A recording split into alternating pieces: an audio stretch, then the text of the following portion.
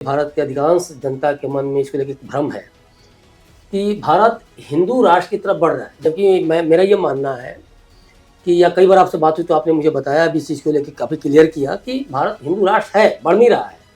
भारत धर्मनिरपेक्ष राष्ट्र नहीं है। आप कहते हैं भारत पद निरपेक्ष राष्ट्र है। अब ये तीनों का जो एक भ्रमजाल है, इसको थोड़ा सा हमारे दर्शकों को बताइए आप सर, थोड़ा सा भ्रम को। देखिए, मैं बड़ा स्पष्ट कर रहा हूँ, भारत हिंदू राष्ट्र है। भारत की परंपरा जो है, उसकी जो संस्कृति है, वो हिंदुत्व की संस्कृति, सनातन की संस्कृति है। इसलिए उसको हिंदू राष्ट्र बनाना है, ऐसा कुछ नहीं। हिंदुत्व के जो मूल्य हैं, उन मूल्यों को प्रत्येक व्यक्ति मानने लगे, ऐसे समाज का संगठन करना, ऐसे समाज को बनाना, ये हेतु हो सकता है। लेकिन ये कहना कि हिंदू राष्ट्र नहीं है और इसको राष्ट्र बना रहे हैं, तो वो चीज नहीं। सारे इस देश में रहने वाले हिंदू हैं। पूजा पद्धति उनकी बदल सकती है, पर उनमें तत्व एक है, वो हिंदू का तत्व। मतलब खान भी हिंदू हैं और हम मान क्या कहना चाह रहे हैं? हम ये कह रहे हैं सब हिंदू।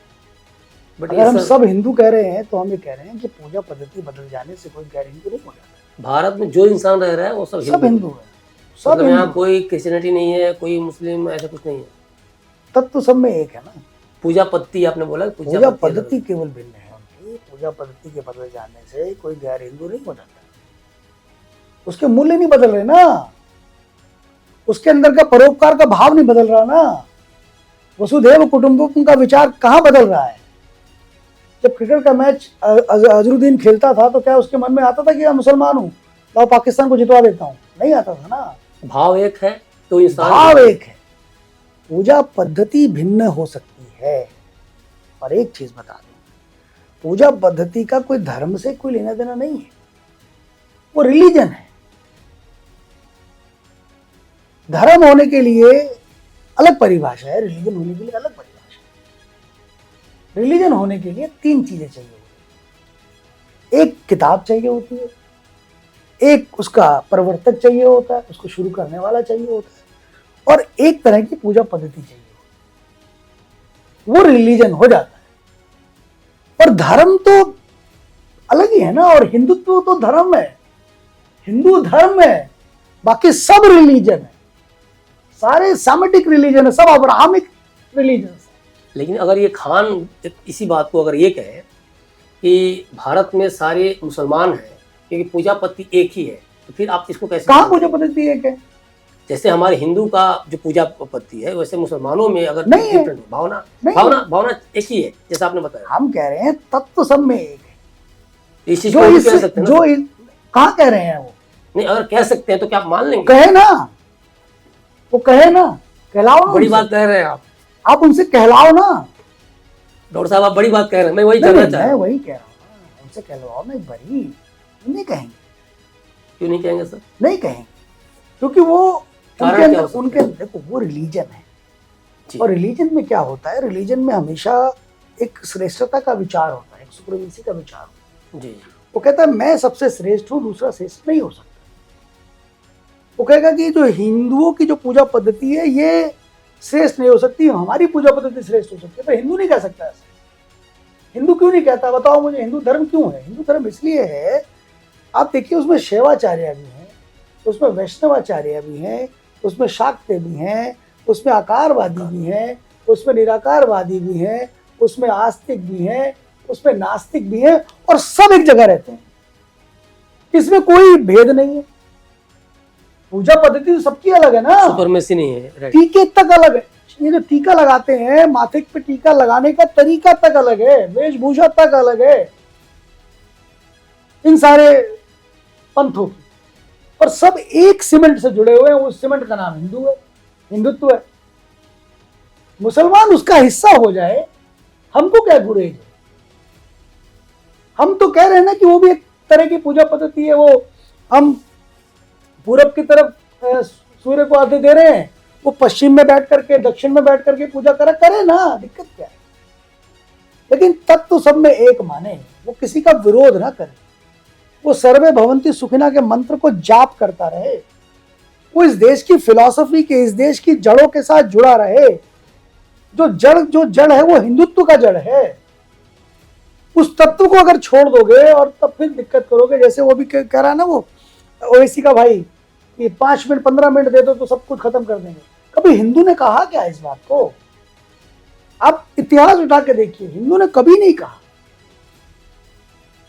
विश्व हिंदू परिषद ने भी क्या कहा? हमेशा ने हिंदू संगठन की तो बात करी ना। क्यों हिंदू संगठन की बात करी? संघ ने हिंदू संगठन की बात क्यों करी? उसको महसूस हुआ कि अगर हिंदू संगठित होता तो ये मुट्ठी भर लोग आकर के हमारे को गुलाम थोड़ी बना पाते। ये जो प्रशासनिक गुलामी हमारे पास रही, प्रतंत्रता रही, सांस्कृतिक प्रतंत्रता नहीं रही देश के अंदर।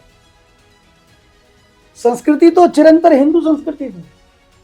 संस्कृति अपनी एक चिरंतर खून रगों में हिंदू है, विराट सागर समाज अपना, हम सब उसके बिंदु हैं। ये तत्व है, संघ का तत्व है। संघ का गीत तो वर्षों से संघ का स्वयं सो गाता आ रहा है। तत्व सब में एक, उसमें कोई भेद नहीं है। लेकिन उनको लगता है कि नहीं नहीं हम अलग हैं, हम श्रेष्ठ हैं, क्योंकि हिंदू नहीं मानता। इस देश में हिंदू कहने की आवश्यकता क्यों पड़ी?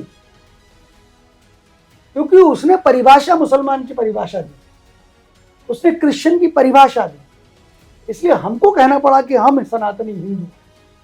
अन्यथा वर्षों जरूरत नहीं पड़ी इस नाम की भी। आप प्रश्न करते हैं ना, मीडिया के लोग कहते हैं कि हिंदू शब्द तो कुछ ही वर्षों पहले आया हुआ है। कोई कहता है 100 वर्ष, कोई 200 वर्ष। ये हजारों वर्ष का अगर पहचान हिंदू है, वो कभी रिफ्लेक्ट क्यों नहीं करने की आवश्यकता पड़ी? इसलिए नहीं पड़ी क्योंकि इस देश के अंदर दूसरा कोई था ही नहीं ना। सबके पूजा के तरीके अलग थे। कोई नीम के पेड़ में एक पत्थर रखकर उसको टीका लगाकर उसकी पूजा करने लगता है, कोई पानी में पूजा करने लगता है, कोई कहाँ कर, अलग अलग गांव का ग्राम देवता, स्थान देवता, कुल देवता। हम हवन करते हैं सुबह तो कहते हैं ना, स्थान देवता है स्वाहा, ग्राम देवता है स्वाहा, है ना, कुल देवता है स्वाहा। हमने देखा है क्या? या उनको कोई मंदिर है क्या? नहीं है। लेकिन उनके प्रति हमारे अंदर आस्था है और कोई संघर्ष नहीं है। कोई संघर्ष नहीं है कि लक्ष्मी जी का संघर्ष, विष्णु जी का संघर्ष उस कुल देवता के साथ हो जाए, नहीं है। वहां है, वहां तो जो मोहम्मद साहब को मान रहे हैं वो कहते हैं कि नवासे को क्यों मान रहे हो? उनके इमाम हुसैन को जो मान रहे हैं वो अलग हो गए। इमाम हुसैन को जिसने पैगंबर मान लिया वो अलग पंथ हो गया, उसी के अंदर विद इन मुस्लिम। जो मोहम्मद साहब को मानते हैं वो अलग पंथ हो गया, और दोनों में संघर्ष है।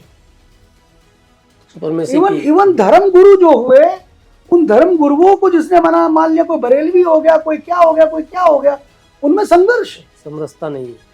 मस्जिदें अलग अलग। कभी आपने सुना कि दलितों के लिए मंदिर अलग हो गया और हिंदू और दूसरों के लिए मंदिर अलग हो गया? नहीं है ऐसा। सबके लिए एक ही मंदिर है, एक ही प्रकार की पूजा पद्धति है, एक ही प्रकार की सारी चीजें, और सब आनंद ले रहे हैं। किसी हिंदू का मन है कि मैं नारियल चढ़ाने से मुझे भगवान प्रसन्न हो जाए, चढ़ाओ। किसी का मन है नहीं चढ़ाना, नहीं चढ़ाओ, कोई बात नहीं। पर ईश्वर है, उसके एकत्व को वो महसूस कर रहे हैं सारे। और कोई सुप्रीमेसी नहीं है, कोई सर्वोच्चता का विचार नहीं है। और इसीलिए हम कहते हैं कि हिंदू तो हमेशा समावेशी रहा है, उसने हमेशा इंक्लूसिव रहा है, उसने हमेशा सबको अपने साथ शामिल किया। ये जो 18-19 करोड़ मुसलमान, इनको इस देश से बाहर नहीं फेंका जा सकता, ये संभव नहीं है। इसी देश में उनको 19 करोड़ लोगों को रहना है, 18 करोड़ लोगों को रहना है।